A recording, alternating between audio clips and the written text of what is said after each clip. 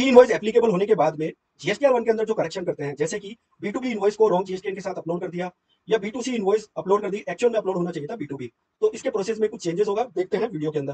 Friends, existing process समझे तो मई 2023 में मैंने एक इनवॉइस रॉन्ग जीएसटीएन के साथ अपलोड कर दिया।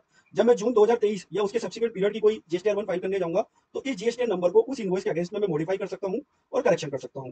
सेम अगर बी की बात करें, फॉर एग्जाम्पल मई 2023 के अंदर मैंने 50,000 रुपए की एक इनवॉइस डाली, जो कि बी के अंदर टेबल में दिखा दिया, एक्चुअल में वो बी थी। तो जून मंथ के अंदर जब मैं जीएसटीआर वन फाइल करने जाऊंगा या सब्सिक्वेंट पीरियड में जब जीएसटीआर वन फाइल करने जाऊंगा, तो बी के अंदर मैं 50,000 रुपए से अपनी वैल्यू रिड्यूस कर दूंगा और एक फ्रेश इनवॉइस जनरेट करूंगा, बैक डेटेड जिसकी डेट होगी, जो बी इनवॉइस की डेट थी, फॉर एग्जाम्पल 22 मई 2013, और जीएसटीआर वन के अंदर अपलोड कर दूंगा। फ्रेंड्स, अगर हम जीएसटी इसको एक टेबुलर फॉर्मेट में देखें, तो मैं जीएसटीआर वन में मैंने रॉन्ग इनवॉइस अपलोड कर दी थी बी की 50,000 रुपए value 9,000 tax amount.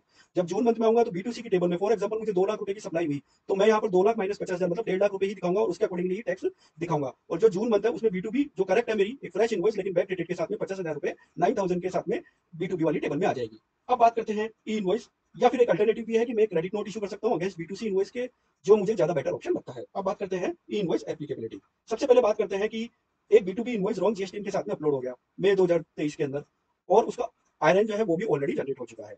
Same month में हमें इसका पता चला, but because E invoice generate हो गई थी, 24 आवर्स निकल गए, इसलिए मैं उसे कैंसिल नहीं कर सकता हूं। तो अब मेरे पास में क्या ऑप्शन है? फ्रेंड्स, रॉन्ग जीएसटीएन के साथ में ये इनवॉइसेस ऑटो पॉपुलेट होकर आएंगी आपकी जीएसटीआर वन के अंदर, और उसके अंदर आयरन नंबर भी होगा। अगर आप जीएसटीआर वन के अंदर इस इनवॉइस को चेंज करते हो, फॉर एग्जाम्पल गलत जीएसटीएन के साथ में नया सही जीएसटीएन डालते हो, तो वो आपको मॉडिफाई करने देगा, लेकिन जो आपका आयरन नंबर है वो रिमूव कर दिया जाएगा जीएसटीआर वन के अंदर। जब जीएसटीआर वन में वो रिमूव होगा, तो जीएसटीआर टू ए या टू बी के अंदर ये iron number, without iron number के साथ में ये इनवॉइस रिफ्लेक्ट होगी। और साथ ही साथ प्रॉपर ऑफिसर को एक फ्लैग भी जाएगा कि आपने जीएसटीआर वन के अंदर कुछ ई इनवॉइस से रिलेटेड डेटा को चेंज किया है। अब हो सकता है कि रेसिपिएंट इसको एक्सेप्ट नहीं करे, क्योंकि अभी मैंडेट है कि जो भी इनवॉइसेस जो सप्लायर ई इनवॉइस की कैटेगरी में आ गया है, उसको आयरन नंबर जनरेट करना अपनी इनवॉइस के ऊपर। तो इसका प्रोबेबल सॉल्यूशन क्या है? इसका प्रोबेबल सॉल्यूशन ये है कि आप एक क्रेडिट नोट जनरेट कीजिए, उसको भी उसके ऊपर भी आयरन नंबर आएगा, वो क्रेडिट नोट आप इशू कीजिए, और एक फ्रेश इनवॉइस अदर नंबर के साथ में आप अपने रेसिपिएंट को दे सकते हैं, और उसका भी आयरन जनरेट होगा। जैसे मैंने बताया कि without iron number client accept नहीं करेगा, क्योंकि उसकी आईटीसी हैम्पर होने के चांसेस है। अब बात करते हैं ई इनवॉइस करेक्शन, अगर अदर मंथ में आइडेंटिफाई होता है। करंटली क्या करते हैं, जीएसटीआर वन की सब्सिक्वेंट मंथ में हम उस पर्टिकुलर इनवॉइस का जीएसटी नंबर चेंज कर देते हैं, बट मई 2023 में वो इनवॉइस के अगेंस्ट में आयरन ऑलरेडी जनरेट था। अब अगर हम वैसे सब्सिक्वेंट मंथ में उस इनवॉइस के अगेंस्ट में जीएसटी नंबर चेंज करने जाएंगे, तो ध्यान रखिए कि उस पे वो एज गुड एज आपकी न्यू इनवॉइस मानी जाएगी, उस पर कोई भी आयरन नंबर नहीं होगा। अमेंडमेंट फिर से अगेन पॉसिबल है जीएसटीआर वन में, बट आयरन नहीं होगा। अगर आप न्यूली फिजिकल इनवॉइस कॉपी देते हैं ओनली जीएसटी नंबर को चेंज करके, तो भी उसके ऊपर आयरन नंबर नहीं होगा और क्लाइंट इसको एक्सेप्ट नहीं करेगा। फ्रेंड्स, इसका भी प्रोबेबल सॉल्यूशन यही है कि उस इनवॉइस को नलीफाई करने के लिए क्रेडिट नोट इशू कीजिए अलॉन्ग विद आयरन नंबर, और एक नई इनवॉइस दीजिए अपने रेसिपिएंट को बैक डेटेड इनवॉइस के साथ में, क्योंकि बैक डेटेड इनवॉइस का भी आयरन आप जनरेट कर सकते हैं। लेकिन ध्यान रखिए कि बैक डेटेड इनवॉइसेस को अगर आप किसी सब्सिक्वेंट पीरियड में ई इनवॉइस जनरेट करते हैं, तो वो जीएसटी वन में ऑटो पॉपुलेट नहीं होती है, वहां पे आपको खुद से पंच करना पड़ेगा। फ्रेंड्स, बात करते हैं कुछ एफएक्यूज की जीएसटी के अंदर। ई इनवॉइस आने के बाद में क्या हमारा जो एग्जिस्टिंग प्रोसेस है इनवॉइस जनरेट करने का, उसमें कुछ चेंजेस होगा? जी नहीं, बिल्कुल नहीं। बेसिकली जो आप इनवॉइस जनरेट कर रहे हैं अपने ईआरपी के थ्रू, वैसे ही आपको जनरेट करना है। ई इनवॉइस आने के बाद में क्या है कि आपको एक गवर्नमेंट पोर्टल होगा, ई इनवॉइस का पोर्टल, वहां पर जाके डेटा को पंच करना है। डेटा पंच करने के बाद में क्यूआर कोड और एक आयरन नंबर मिलेगा, उस क्यूआर कोड को आपको अपनी इनवॉइस पर प्रिंट करना है। उस क्यूआर कोड में क्या होगा कि इनवॉइस की इन्फॉर्मेशन होगी अलॉन्ग विद आयरन नंबर।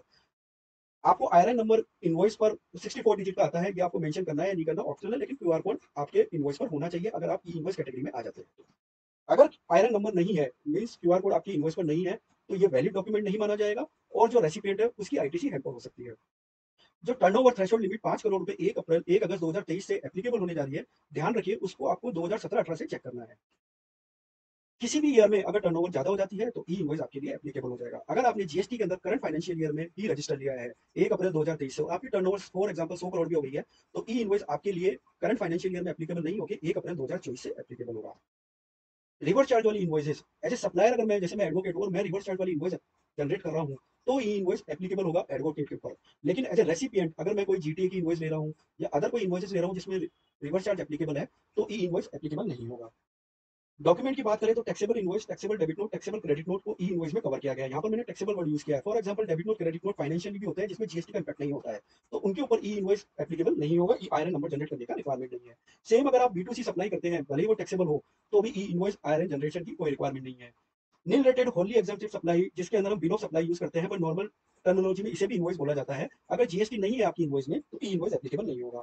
अगर आप सप्लाई कर रहे हैं गवर्नमेंट डिपार्टमेंट को, ऐसे डिपार्टमेंट जिन्होंने जीएसटी नंबर लिया हुआ है बिकॉज ऑफ उनको जीएसटी टीडीएस एप्लीकेबल है, तब भी आपके ऊपर ई इनवॉइस एप्लीकेबल होगा। गवर्नमेंट ने रिसेंटली क्लैरिफाई किया है। ICCL और बॉन्डेड वेयरहाउस के ऊपर ई इनवॉइस एप्लीकेबल नहीं होगा क्योंकि ये शेड्यूल 3 के अंदर एग्जाम सप्लाई की कैटेगरी में आती है। इंपोर्ट ट्रांजैक्शन अगर आप कोई कर रहे हैं तो ई इनवॉइस एप्लीकेबल नहीं होगा, लेकिन ध्यान रखिए ई वे बिल इंपोर्ट ट्रांजैक्शन के ऊपर एप्लीकेबल होता है। आप आईआरएन नंबर अगर किसी इनवॉइस पर आ गया है तो उसको कैंसिल कर सकते हैं, लेकिन 24 आवर्स के अंदर ही, सब्जेक्ट टू कि ई वे बिल अगर उसका जनरेट हो गया और प्रॉपर ऑफिसर ने उसको, जो ई वे बिल एक्टिव है और प्रॉपर ऑफिसर ने उसको चेक कर लिया, तो आप 24 आवर्स में भी ई इनवॉइस को कैंसिल नहीं कर सकते आईआरएन नंबर को।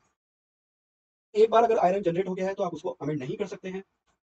और अगर आप आयरन नंबर जो रिपोर्टेड इनवॉइसेस है आयरन जनरेट हो चुका है तो उसका जो डिटेल्स है वो जीएसटीआर 1 के अंदर आप जाकर चेंज कर सकते हैं।